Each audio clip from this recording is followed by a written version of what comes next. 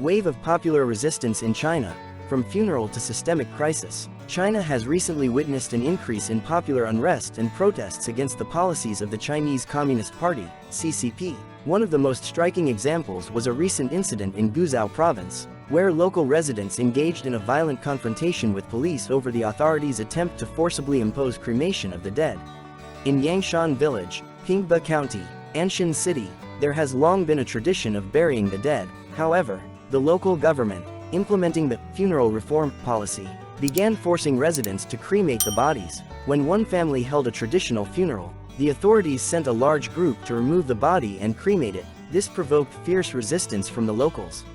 Starting on August 3rd, villagers set up tents and placed coffins at the entrance to the village to prevent the removal of the bodies. On August 4th, there was a clash between more than 100 armed police officers and protesters. Residents managed to repel the attack. However, in the early morning hours of August 5th, authorities deployed a large police force to quell the protest. Electricity and communications were cut off and tear gas was used. Many residents were injured and arrested. Similar incidents have occurred in other regions of China. In Anlong County of the same Guizhou province in January this year, local authorities tried to remove the ashes of a deceased Miao villager at night. However, the villagers resisted and even took hundreds of police and special forces soldiers prisoner. They were released only after apologizing. These events show the growing dissatisfaction of the Chinese people with the policy of the authorities. People are increasingly ready to openly oppose state violence. At the same time, the protests cover a variety of spheres, from the defense of the right to a decent funeral to demands for payment of wages and compensation.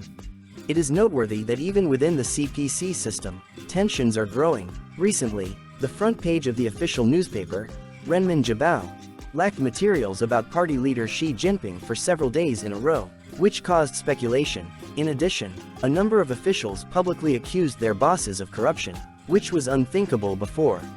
Experts believe that these phenomena indicate a deep crisis in the CCP system. People trust the party and the authorities less and less. Even within the apparatus, discontent is growing. At the same time, strict censorship and control over the internet only aggravate the situation, causing even greater resentment.